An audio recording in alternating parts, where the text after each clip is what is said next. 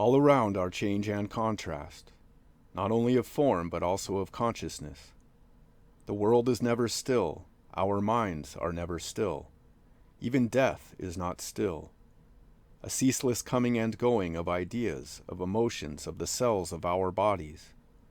Change is separating the components of the personality itself. The emotions which were so vivid, so engrossing only the other year, fade out even in life as after death do the lower, more selfish desires and passions, greeds and envies, prides and ambitions, till only the germs of them are left.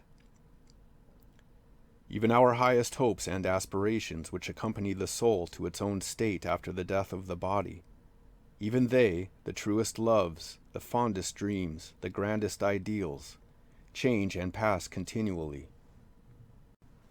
There is that in us which sees it all, which seeing is not seen, which acting is not the actor, and loving is not the lover.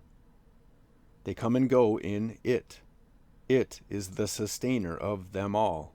Without it, they could not exist. It is ancient, constant, and eternal. If it were not in us, how could we conceive of it? It is beyond finite conception, of another nature than the visible.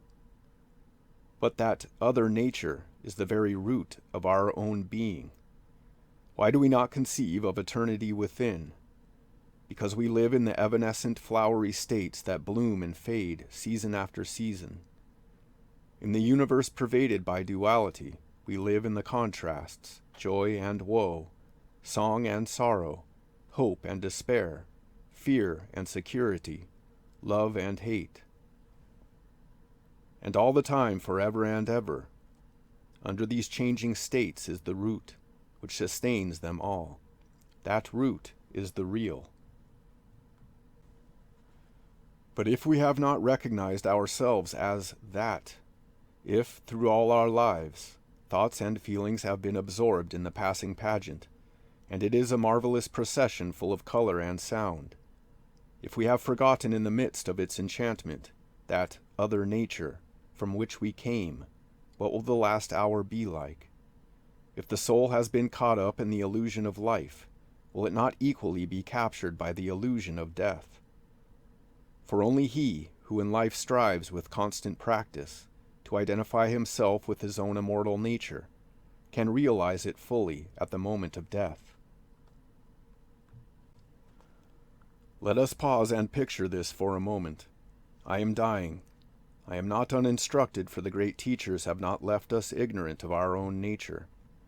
I know I shall not die when my body does.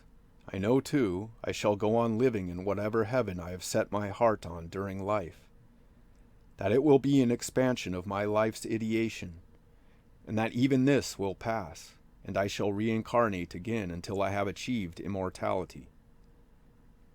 I recognize that I have lived and died many times before, passing unconsciously from one state to the other, climbing a stair higher with each life, a little wiser, a little braver, a little more full of loving kindness.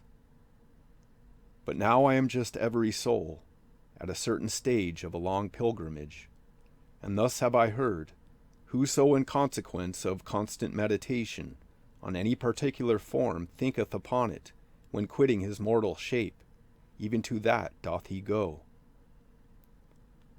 Now therefore what shall I think of? What is dearest? What of all the life experience will the immortal part of me wish to keep and build into itself forever? Can I choose, or must I see what I have chosen all through life, thrown on the screen of my consciousness from behind my eyes? A strange wonder is happening. I am looking into the faces of the years. They come crowding before me with manifold meanings, years of struggle and achievement, of success and failure, years pregnant with promise, hopeless with disillusionment, bright with desire, heartsick, heaven-happy, so many kinds of years, the whole gamut of a life's experience. What of it all will last? What will the winnowing be? This little I, that is called now Everysoul, how should it know what its divine ego would wish to keep eternally? How small, how pitiful, like a child's toys when he is grown seem all those old hopes and interests and strivings, shabby even. What do they mean now? For now we are on the narrow way trodden by the pilgrim feet of all mankind, and know ourselves to be one of a host, traveling. And on that road of life each seeks the shrine of his heart's aspiration, not a part of it, but the whole, all, and seeking finds. Sooner or later each finds what he seeks, and finding, offers all that he is, all that he has, though it be only his pilgrim's staff, or though it be a crown and scepter, or though it be a leaf, a flower, or fruit, or water. So only it be offered unto the highest, the dearest, the eternal. For know that the eternal knows no change.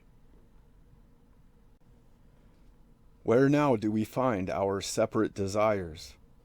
The lives that come and go and come again, the loves, the purposes that sway them, that wreck and reconstruct them. How should any of these be unless they were rooted in that which knows no change? When we ally ourselves with that, we too shall know no change, and that is the goal of every soul's endeavor, to identify himself with that while still in a body. Assimilation with the Supreme Spirit is on both sides of death. Life and death are states of consciousness. Immortality is also a state of consciousness. We have to learn to live while dying, and in the paradox of spiritual experience to die while living. There are so many deaths, only one immortality. The great moment of enlightenment and union with his own divine nature comes to every soul. The God who has incarnated to sacrifice himself for the creature makes himself known just for a time at the hour of death. And the creature sees and knows.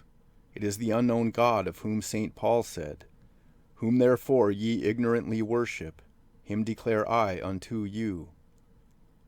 How ignorantly, how blindly we have worshipped, identifying ourselves with our desires, while all the time in the heart of each, enthroned in silence, is that unknown God, brooding over the chaos of passions, which has to be resolved into a cosmos of harmony. To that one sacrifices in the eternal moment, when one sees, to nothing less, and finds it the realest part of one's own self. Him declare I unto thee, for he and thee are one and the same, not incarnate, but brooding over the incarnation which is its instrument.